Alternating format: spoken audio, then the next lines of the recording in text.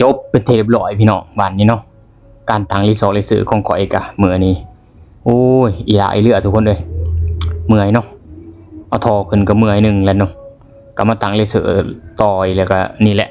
เดินสะโคกได้ช่องห้องทุกคนก็สิพักกินข้าวก่อนเนาะกินข้าวแล้วก็สิยำต่ออีก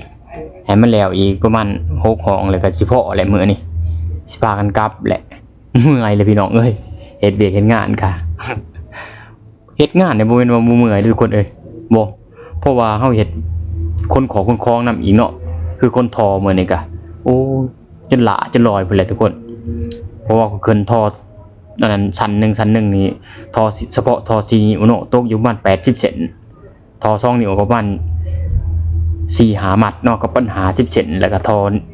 นิ้ว2อีกประมาณ50เซนอีกเนาะแล้วก็ทอน้ำดีอีก PPR นั่น6หุ่นก็ประมาณ30เซน40นี่แหละบ่แม่นแล้วเนาะทุกคนมัดละ20เด้4มัดก็80เนาะแล้วก็ทอ4หุ่นอีกก็ประมาณมัดละ25 3มัดก็75โอ้แต่ละชั้นก็สิใส่ทอประมาณนี่แหละทุกคนเอ้ยโอ้แต่ว่ามื้อนี้อีหลาอีเหลือเลยทุกคนเอ้ยข่อยกับลูกพี่โอ้ย